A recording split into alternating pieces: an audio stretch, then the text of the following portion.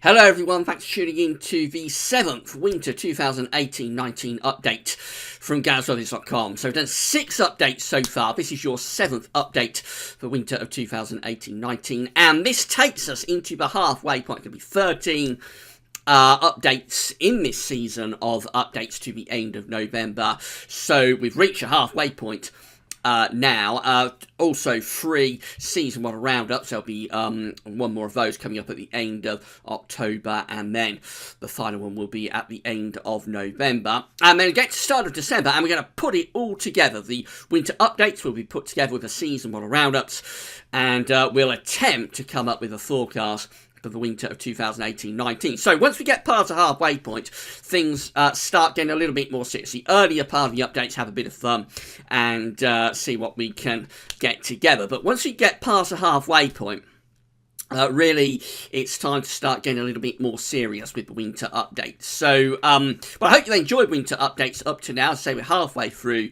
and we've got a long way to go though yet. So there'll be a few more twists and turns, I should imagine, before we get to the end of these updates. So, I'll get on with the 7th Winter 2018-19 update for you in a moment. Just to say big thank you to Analogues Guru James Ackrill for sending all of the analogues through this week. James has had a really busy week, and actually he's still working on the analogues. Just a couple of hours ago, I'm recording the video just after 10 PM on the 13th of October. James was working on these analogues just a couple of hours ago after a very long, hard day working on his farm. So, as always, a big thank you to James for getting the analogues together. I couldn't do winter updates as we do them now at GWV without James's input. So, really big thanks to James Ackrill, as always.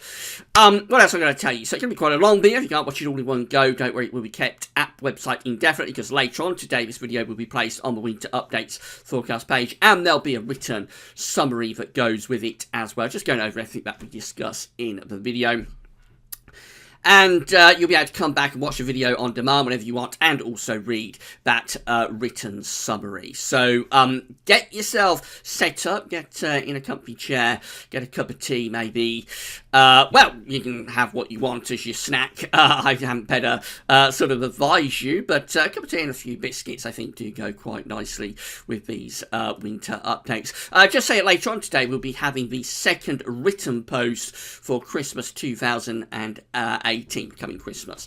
So did the first written update for Christmas last Sunday. The second one of those will be appearing later on this afternoon at GWV. And without further ado, I think we will get on with your 7th Winter 2018-19 update. Just want to start off by giving a shout out to Roger J. Smith. So this has caused a lot of chatter on the forums and also on social media today.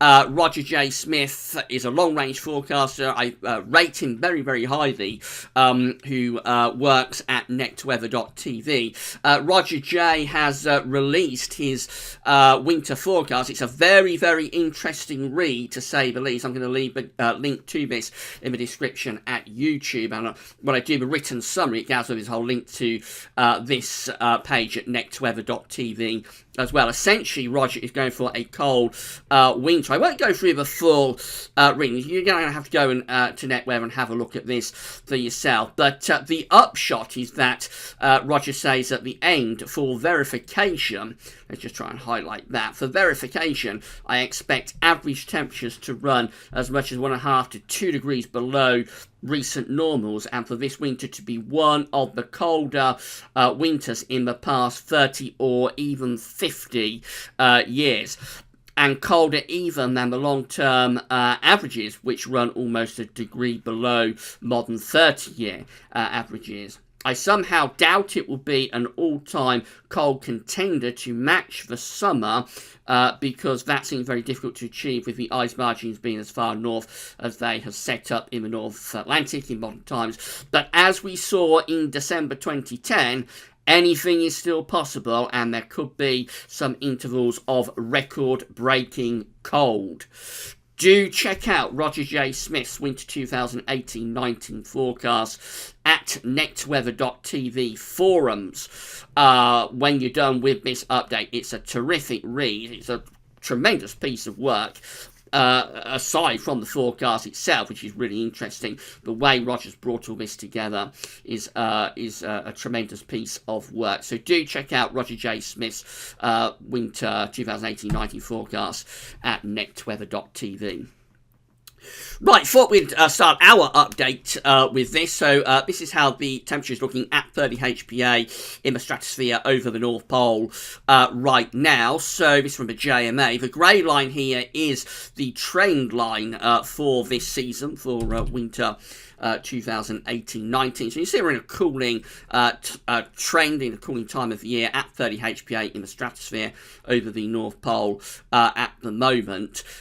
We reach our coldest point in the stratosphere around January, and then it gradually starts to tick up into summer. So that's kind of like the summer months of 2019. The black line shows where we are right now with the temperature at 30 HPA over the North Pole. We're just there. We're almost bang on the 30-year temperature average. So we haven't had a particularly notable cool down in the stratosphere over the North Pole yet.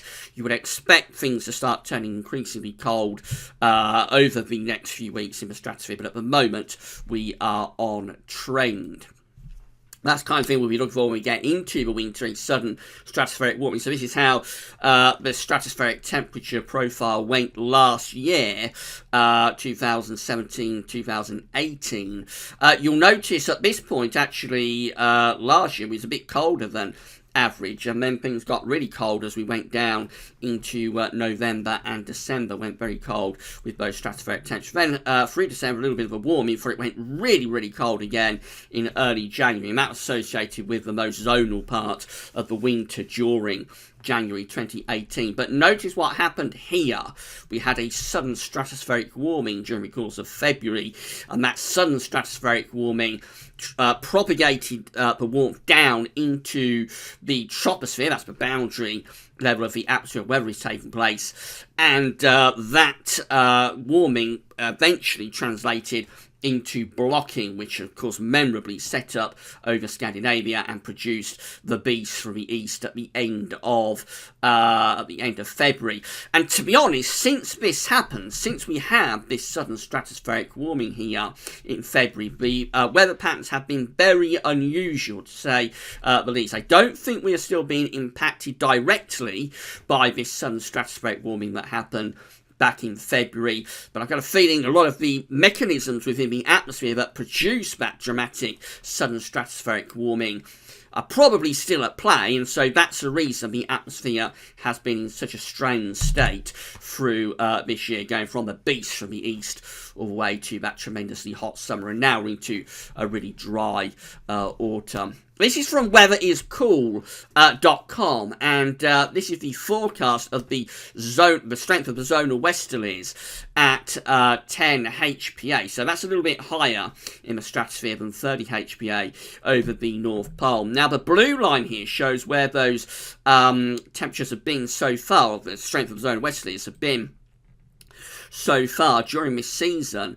You'll notice that the dates on the bottom, of course, so that's October just here. October is there, November is there, December is in that box, January is there. That's as far as we can go with the forecast part of this. So you'll notice that through the early part of October, actually, the zonal flow was quite weakened in the stratosphere. It was a little bit below average, the black line there being the trend, of course, this time of year. The GFS, and that's this green part of the chart, GFS and its ensembles are actually forecasting a strengthening of the zonal flow at 10 HPA over North Pole in the second half of October. For the first time this season, the zonal westerlies are going to go a little bit stronger than average. The rest of the coloured lines are indicating, so we've got the pink lines, we've got 3 of those, and then we've got 1 blue line. They are from the CFS, the long-range CFS beach bars. You remember the CFS is run 4 times a day, same as the GFS. So the CFS runs to midnight, 6 o'clock in the morning, midday, and 6 in the evening. So those coloured lines, the 3 pink lines and the 1 blue line, they are kind of like the 4 individual CFS runs. So during the course of November, again, this is November just here, the CFS, let's get rid of that. The CFS is predicting that during November. Overall, a lot of these CFS ensemble members at the moment are predicting the zonal westerlies in the stratosphere to be quite close to average. As we get through into December, to start to get a little bit more interest. There's a divergence. So in December, we've got 2 ensemble members that are keeping things relatively strong with the zonal westerlies, but 2 that are going for much weakened zonal westerlies. And then you see what happens in January. So we have 1 ensemble member in January that keeps the zonal signal quite strong, but the other 3 actually are dropping very low. Those other 3 look like they are picking up on the chance of a sudden stratospheric warming, which would completely weaken the zonal winds. And so, again, it's a long way off. We can only go up to the end of January, which will be like just there. But at the moment, anyway, it looks like we've got 3 CFS members that are going, or hinting at a sudden stratospheric warming. And they are doing it quite early on in January as well, these ensemble members. And then the one that keeps things quite mild. But for November, a couple of weeks ago, 3 or 4 weeks ago, there was a suggestion for November that we might see the zonal winds becoming quite weakened through November. Now it looks like the zonal winds are likely to stay relatively strong, at least into the early part of November anyway. We'll continue to monitor that over the rest of the winter updates. 2018 Atlantic hurricane season next. So this is the 2018 Atlantic hurricane season from Wikipedia. We'll scroll down and have a look at the latest numbers. So here we go. We have had for this season so far 15 total depressions, 14 total storms, tropical storms, 7 hurricanes, and 2 major Category 3 or above hurricanes. That compares to last week when we have 13 total depressions, 12 storms, so those are both up 2. 6 hurricanes, so have gone up 1 for hurricanes, and 1 major Category 3 or above hurricane. So again, we've gone up 1 in the past week. This is now quite an active season, I have to say. Not necessarily in terms of hurricanes and major hurricanes, but in terms of depressions and storms, this is one of the more active seasons than we had. How that plays out as we get through to winter, I'm not sure, because the number of hurricanes is relatively low, I think, still. Certainly major hurricanes. But for total storms and depressions, this is a very active season now. So we'll see how this plays out. We've still got some time to go with the hurricane season of 2018. We look at this because hurricanes are basically transporting heat from the tropics to the pole to dump heat out of the tropics and cool the tropics down, if you like, and dump that heat via the mid-latitudes. Eventually it ends up in the pole. If you have lots of hurricanes dumping lots of heat in the North Pole, then that can translate back to a risk of northern blocking in the winter. Now, as I say, we haven't had all that many hurricanes. We'll have to look at past hurricane seasons, see how this season compares. I think for the total number of major hurricanes, this is quite an inactive season, really, at just 2. But again, for total storms, total depressions, this is a very active season. I'm going to do more research on this in the next few weeks. I just wanted to throw this chart in. I haven't shown you this yet for this season. Someone emailed to ask what's happened to it. So this is the quasi-biennial oscillation chart from the University of Berlin, and I'm sure you're very familiar with this. We normally look at this a lot through the winter update. So the grey area is the westerly phase of the QBO, while the white area is the easterly phase of the QBO. It shows how these phases of the quasi-biennial oscillation oscillate over the years. So that's 74, that's 75, that's 76, that's 77, that's 78, that's 79, for example. Well, I'll take you down to this year, to 2018. That's it just there. And the reason we're not including this is because it's not updating. So we haven't had an update for this chart, unfortunately, since the early part of the year. I think that's around March, the last time that was updated, maybe February or March, when we were still solidly in the easterly QBO and seeing no signs of the westerly QBO appearing up here. We will get a grey area appearing up here with a westerly QBO. We should now be somewhere like here on this chart if it was updating every month. It isn't, and so that's the reason I'm not able to include this in the update so far this year. I'm hoping that at some point they will get this updated and we'll be able to show you the chart that you're familiar with, but unfortunately at the moment just isn't being updated. But of course we have got this page from NOAA, and this is showing another way of showing every month's QBO number right way back to the 1950s just there. And as I explained last week, won't go over this again, but as I explained last week, we are moving quite quickly into westerly QBO with September's QBO number coming out at minus 9.91. Still in the easy phase of the QBO, but we're expecting this to go into the westerly phase in the final quarter of 2018. Of course, we'll bring you update with October's QBO number when it is updated, when this is updated when it's updated next month at the start of November. Right, let's have a look at what's happening in the oceans then. So this is how the sea surface temperature anomalies were looking in the oceans when we did last week's 6th winter update. So 3 areas of interest. We've got the Pacific just here. We've got the Northern Pacific up here. And we've got the Northern Atlantic over there. So that's how the oceans, the Pacific and Atlantic, were looking last week. This is the very latest. Not all that much change. Let's deal with the Pacific first of all. So it has warmed up a little bit more here in the eastern part of the Equatorial Pacific. We are now beginning to get just a little bit of a La Nina signature, El Nino signature, I should say, warm event signature just there. It's turning quite warm now in that eastern portion of the Equatorial Pacific. I still won't go as far to say that that is an El Nino signature yet. There's still not enough warmth there for me to say that that's a definitive El Nino signature. But it does look as though it's trending in that direction. Further north in the Northern Pacific Ocean remains very warm up here. We're going to have a look through some past years within the NOAA archive shortly and see how this compares to past years going back into the 1980s. And then over in the Atlantic Ocean, well, this situation last week, this is the situation now. Very little change in the Northern Atlantic Ocean. This is from tropicaltidbits.com. It's depicting the temperature anomaly on a day-by-day basis in the central part of the Equatorial Pacific. So we've got temperature anomalies along the side, dates are along the bottom. This is kind of like the minimum level that we need to be at El Nino, around half a degree above average. We're above that threshold, went above that threshold through the middle part of September.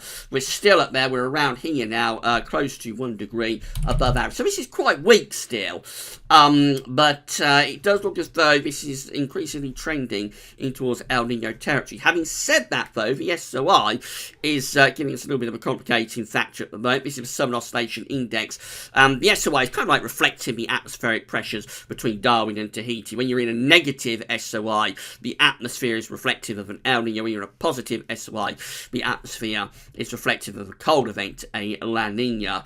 So we've got each day's SOI numbers here and go down to the end of September and the start of October, and very negative with the SOI. This is classic El Nino stuff. 30th of September at minus 17.53, 1st of October at minus 23.92. That is classic El Nino territory. But if we scroll up, what's actually happening as we're going further into October is that the SOI is beginning to go into a more positive phase, if anything. So we've got the 7th and 8th of October, they're negative at minus 7 and minus 9. Got the 10th at minus 1. Then the 11th goes positive to plus 1. The 12th goes more positive to plus 9. And then the 13th of October comes out at plus 24.11, plus 24.11. That's La Nina territory. So could it be that the atmosphere is just starting to back away from this El Nino? We'll find out next week. I won't go too overboard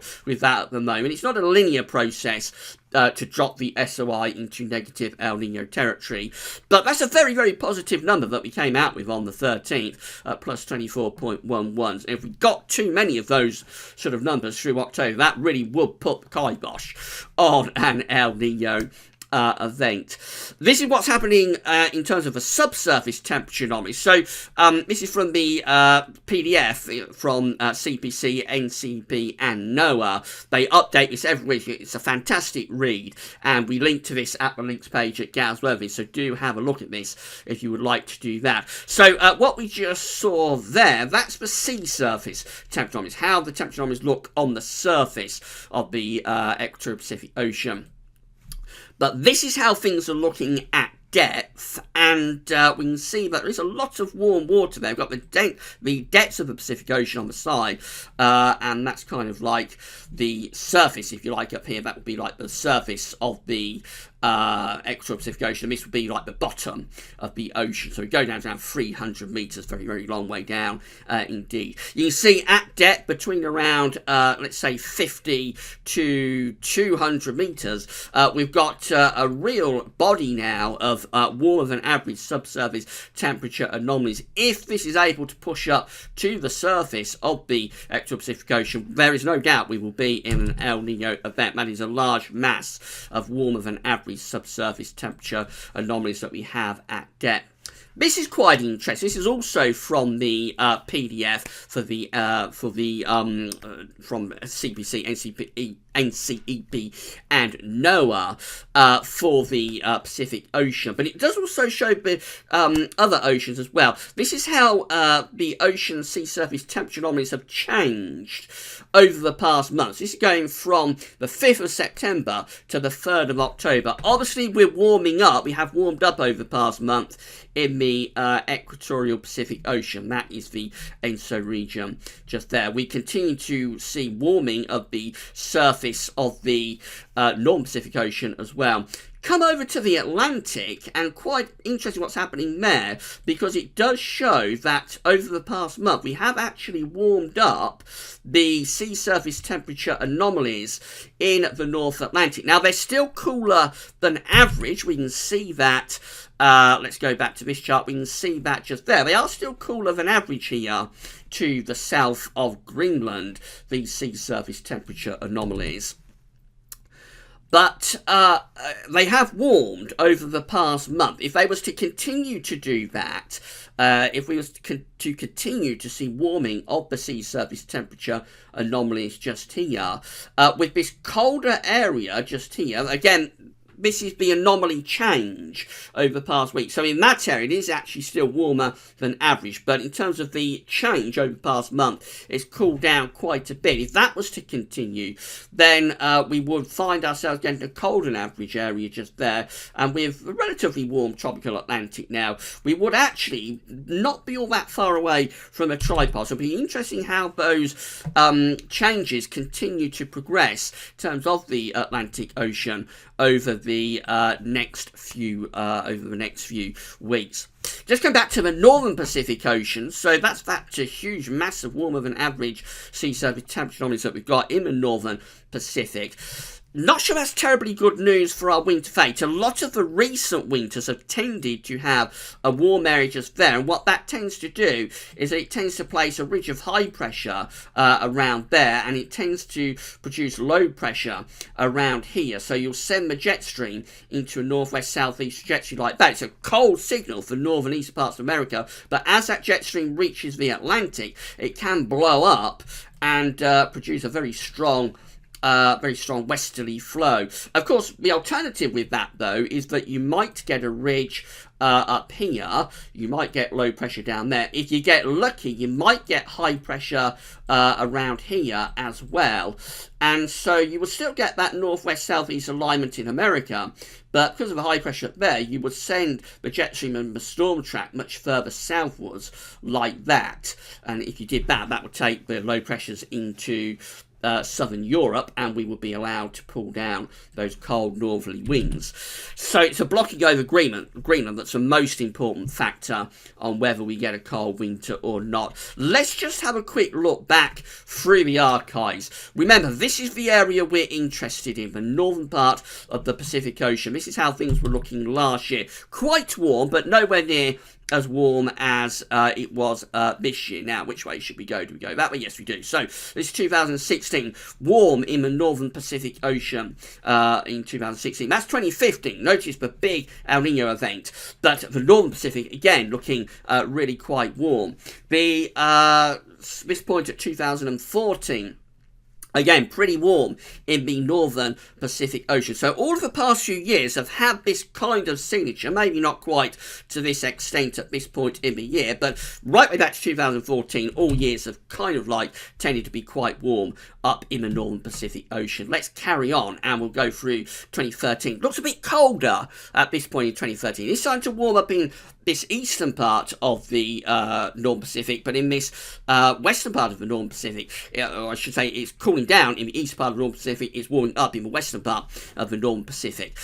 We go through to 2012. Actually, it's looking colder up there now at this point in 2012. Much colder at this point in 2011. That's 2010. Again, notice how much colder it is in the Northern Pacific compared to this point of the year now. Real change there, and that is showing us the change in the PDO state. That was cold PDO, 2009, also a cold PDO. Now we're into a warm phase of the Pacific Decadal Oscillation. 2008, again, much colder. So all of those cold years that we had between 08, 09 and 12, 13, most of them have this colder than average anomaly in the northern part of the Pacific Ocean. Quite interesting. Does a cold PDO and a cold Northern Pacific increase the chance of a cold winter for Europe? Well, that's 2007, and this is just preceding a mild winter. This is October 2007. It's cold in the Northern Pacific, but it's before a mild winter, so it's not the be-all and end-all. That's 2006. A little bit warmer in 2006 at this point in the Northern Pacific. 2005, again, a lot cooler than it is at the moment, but some warmer than average sea surface temperature in both 2005 and 2004. 2003 looks pretty cold, and then we go through to 2002, quite warm actually, in October 2002 over towards that Alaskan coast of America. 2001 really cold in the Northern Pacific with those sea surface temperatures. Then the projection changes, so it becomes harder to see it. It's this area just here, and then again this area over here. This point in 2000, again, relatively cool, certainly compared to what I've got right now. 1999, also pretty cold, and also 1998. These are all cold PDO years. 1997, so again, it's a lot colder really up in the Northern Pacific, especially around here, this point in 1997. Although actually in the Arctic Pacific up here, it does look a little bit warmer. And then that's 1996, again, quite cold in the Northern Pacific. And going further back than that, this is 1995. It looks cold in the Northern Pacific at this point in 1995, just before the cold winter of 95-96. That's 1994, again, looks pretty cold in the Northern Pacific. 1993 is a bit warmer over towards Alaska, perhaps. 1992, 1991, and 1990, generally quite cold in that northern part of the Pacific Ocean. Going into the 80s, 1989 looks like that. Again, a little bit warmer towards that Alaskan side of America and the Canadian side, but in the central part of the Northern Pacific is quite cold. 1988 also looks cold. 1987 looks pretty cold as well. 1986 is interesting. This is before the cold winter of 86-87. And it is quite warm at this point in October 1986 in this Northern Pacific Ocean. That's perhaps the closest match that got to the present situation outside of the last few years. So 2014 to 2017 clearly are the best matches overall. But if we go beyond 2014, I think 1986 is possibly the closest match in terms of that warm area in the Northern Pacific to right now. Also relatively warm in October 1985 as well, although it's cooler around the margins compared to 1986. Much colder in 1984, much colder in 1983, and again much colder in 1982. I do think it's significant that those cold winters between 08, 09 and 12, 13 were occurring with that cold area in the northern Pacific Ocean. We may go back further than that through reanalysis and see some of the other past years, whether we can find any warm sea surface temperature anomalies up there in the northern Pacific Ocean to match to what's happening this year. Solar activity next. So this is the solar disk on outside of this today from solarham.net. We have got just a couple of sunspots actually. Solar activity is at very low levels, and Solarham is expecting solar activity to remain at very low levels for the next 3 to 5 days, but we have got a couple of sunspots just there. This is the GWV 7th Winter Update Solar Activity Tracker, updated by a good friend James Ackroyd this evening up to the 13th of October.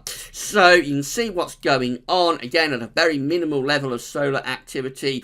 We basically dropped down to this minimal level of solar activity back in the summer. We can go way back to last year, back to November with this, but we won't concentrate on that. This is the summer of 2018, and that's when we appeared to drop down into solar minimum, just here when we was at a very, very low level of solar activity indeed.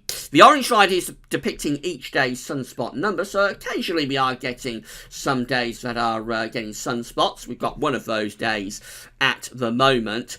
But again, we are in between those days. We have got many days that are not producing any sunspots at all. So we remain at a very, very minimal level of solar activity, to say the least. I would expect that we will continue to do so through the remainder of the winter updates. Siberian snow cover next. So we had an interesting situation when we did last week's 6th update. We done pretty well actually for Siberian snow cover over Scandinavia. We got more Scandinavian snow cover when we did last week's 6th update than we had in any year really, going back through the archive to the 1990s. I think there's probably a couple of years that were closely matched, but essentially we was ahead of all years for Scandinavian snow cover when we did last week's 6th update. But we was doing very poorly for Siberian snow cover. Just have those areas over there really quite poor, and one of the poorest years for quite a long time at this point last week. Well, we can show you the situation right now, and that's it. So again, we're doing very poorly, very slow increase in snow cover across Siberia. We have increased snow cover a little bit across Siberia, but not all that much, to be honest. And this is below average, certainly below sort of modern time averages anyway in terms of Siberian snow cover. And we've lost quite a lot of snow from Scandinavia as well. In the very, very far north of Scandinavia, there's still a little bit of snow cover there, but we've certainly reduced the snow cover across Scandinavia compared to last week. And in Siberia, we have gained a little bit, but probably not as much as you would have expected us to have done. I'm going to run you through the archive then. So this is how things were looking this time last year. Obviously, a lot more snow at this point last year across Siberia compared to right now. Been having problems with the NIC website while I've been trying to get these charts together. So I'm just hoping that this is going to work. It may not do. This website has been running very, very, very slowly indeed. So I think this is actually going to go a little bit wrong, unfortunately. I'm not going to be able to show you. No, it's timing out again, unfortunately. So I'm not going to be able to run you through, regrettably, I'm not going to be able to run you through the archive. We've got problems at the NIC website today, unfortunately. So I'm going to have to abandon that. And hopefully they'll get those problems sorted out next week.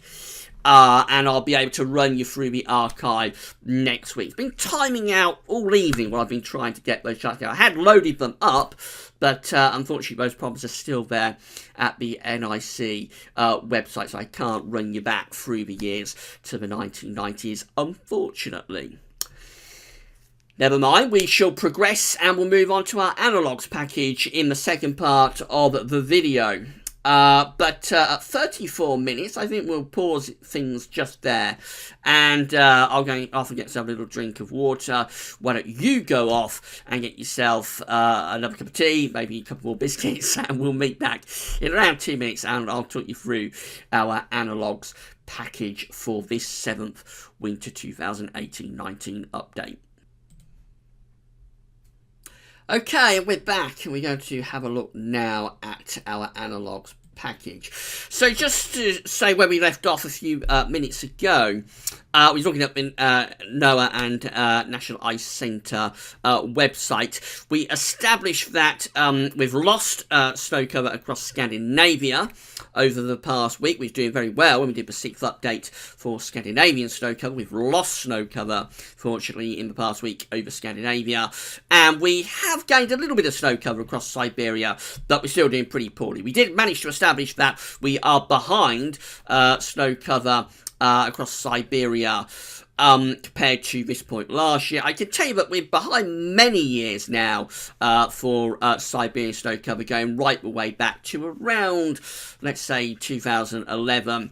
Possibly 2008 was the last time we was doing this poorly for snow cover. I wanted to show you all of that, but I was unable to because they've got problems at the NIC website and the NOAA website at the moment. It's been playing up all night. I have managed to get the charts all loaded up, but I wanted to show you. But as I was trying to move through them, the website wasn't reloading. So hopefully they'll get those problems ironed out, and I'll be able to run you through the archive at the NIC website next week. If there are still problems next week, I'm sure there'll be another website that we can use to show you how we're comparing with this year's snow cover to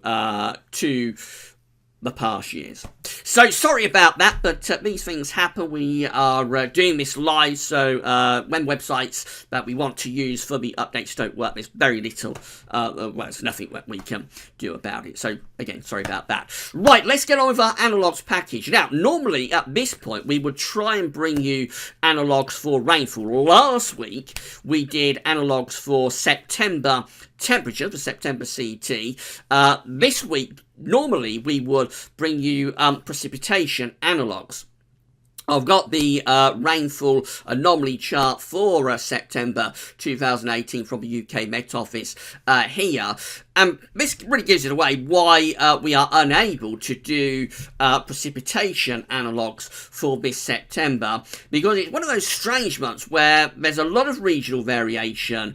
And we've got the southeastern part of England here coming out with a drier than average month. But Wales, and particularly North Wales, northwestern England, comes out with a wetter than average month. Northern Ireland comes out with a drier than average month. But much of northern west and eastern Scotland comes out drier than average as well. But much of north and west Scotland comes out wetter than average. So in the precipitation, England and Wales Precipitation Index, which is what we normally use for the basis of our analogues, September 2018 is ranked around 103, 106, it's in the hundreds anyway, for precipitation.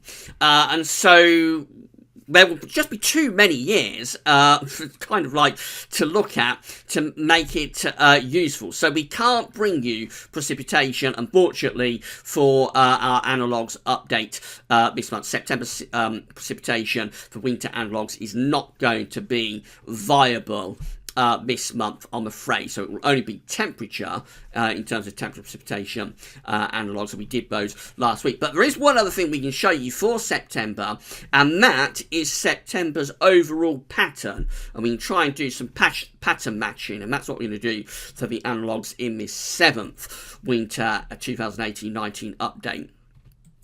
So this is how September 2018's pattern played out. We have below average heights up to our north, and we had above average heights down to our south. The above average heights connected back to high pressure across many eastern parts of Europe.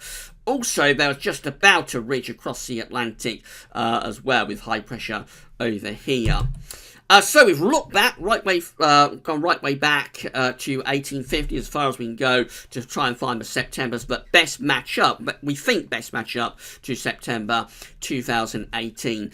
And these are them. Now you'll have to let me know which years you think are the closest match to September 2018. So this is September 1878. This is September 2018. This is September 1878. Quite similar, I think, this one, with above average heights again to our south, connecting back to high pressure across Eastern Europe, below average heights up to north. The below average heights to the north is stronger than it is at the moment, but I think that's a reasonable match to September 2018.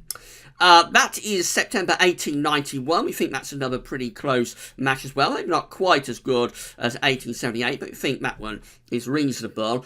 This is September 1892. Again, do let me know which of these Septembers you think is closest to September 2018. So that's September 1892's pattern just there. This is September 1990. It's fairly close, but there's more of a high pressure influence across the UK in September 1900. September 1917, I think that's a fairly close match as well, in terms of the broad pattern, if not in terms of how deep the trough is to the north of the UK.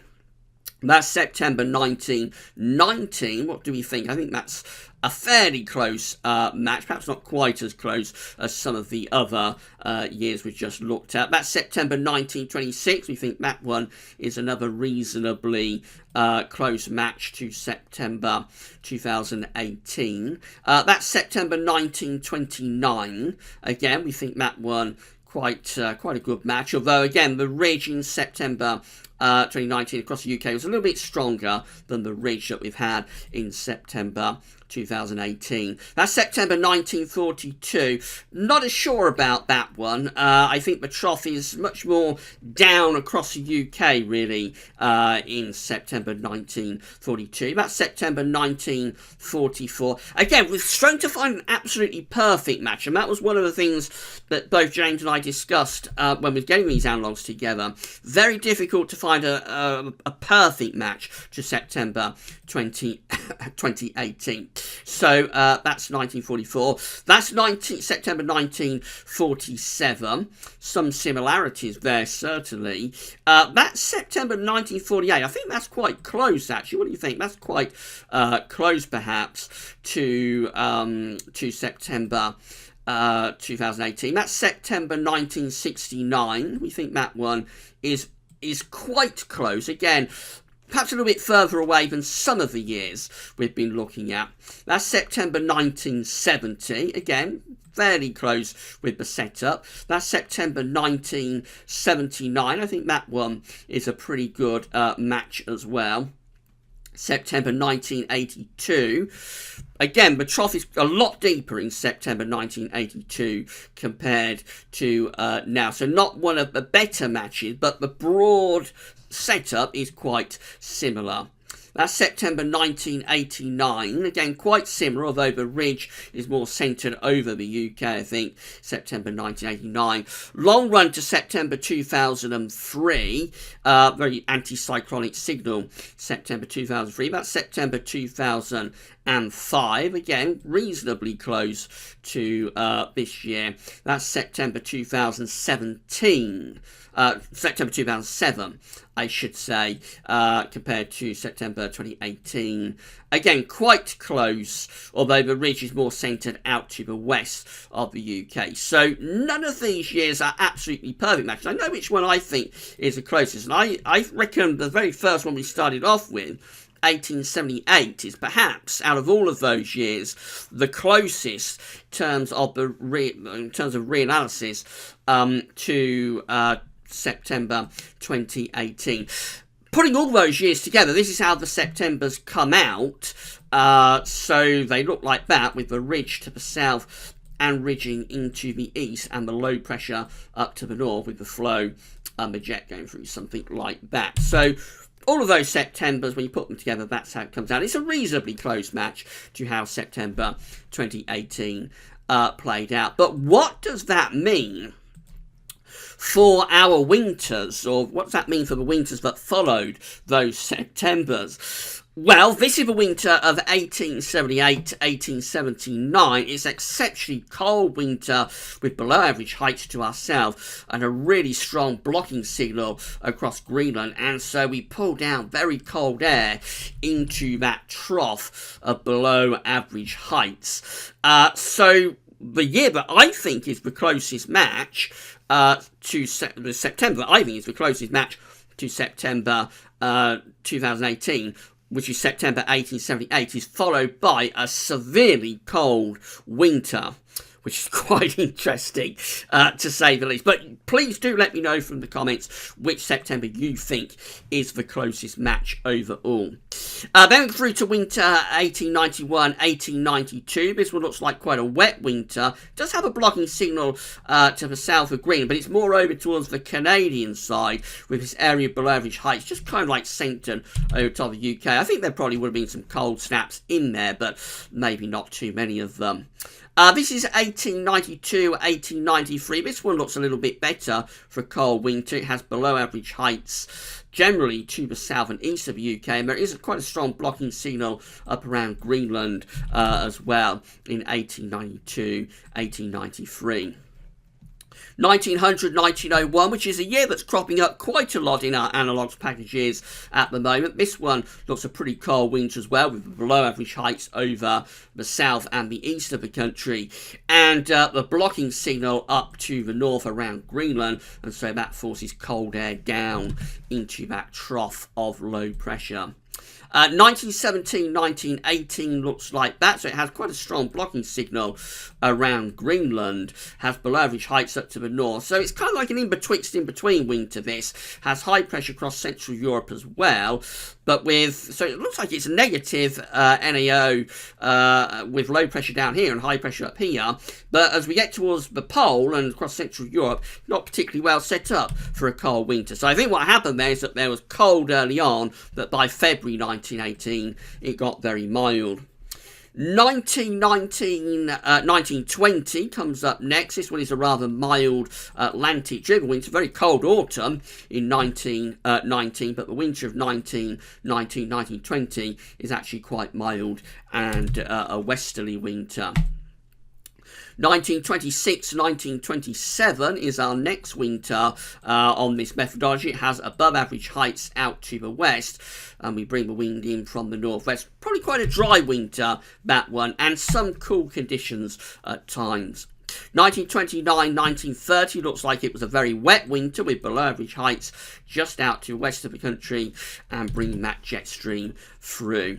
1942-1943 is a mild 1940s winter. There weren't that many of them, certainly in the early 1940s. A lot of them were cold, but this is a milder one with below average heights to the north, above average heights to the south, and the wind is coming in from the southwest. 1944-1945 looks like this, with below average heights to the east and above average heights to the west. Rather in between again in this winter, but there was some colder snaps, especially I think in January 1945. 1947-1948 is mild, wet and zonal, bringing that westerly flow through. It's a little bit of a blocking signal around Greenland and Iceland, but not strong enough to overpower that westerly signal. It's a very different winter to the winter before it. 46-47 was brutally cold and snowy, but this one is pretty mild and pretty wet as well.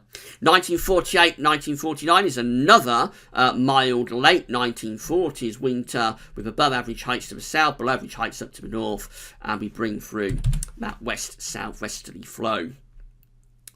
69-70 is an interesting winter. It has quite a blocking signal. It has below average heights over to the south of the country with the wind coming in from a north or northeasterly direction. It's a winter that gets progressively colder, so the most wintry and coldest conditions for that winter happen very late on in early March. It becomes very cold and snowy.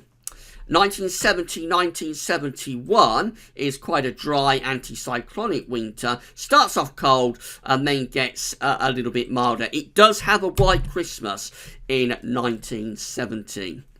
1979-1980 is a strange winter. It has quite a strong blocking signal up to the north, but just doesn't line up quite right, and actually it's a fairly mildish winter that we have there, even with all of this blocking up to the north, which just goes to prove that even when you have northern blocking, when it comes to the UK's weather, it doesn't guarantee that you're going to get cold winter conditions. It does help, but it doesn't guarantee it. 82-83 looks like that. Generally an Atlantic winter. Starts off pretty mild in December 1982, but by February it does get cold. There's a very cold spring in 1983 as well.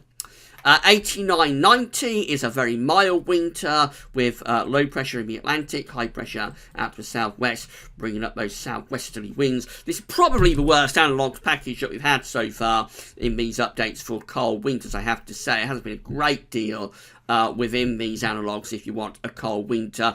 2003-2004 looks like it should be a cold winter, actually. It has below average heights way to the east, above average heights to the south of Greenland. You would look at that and think it's a cold winter. Actually, it wasn't particularly cold.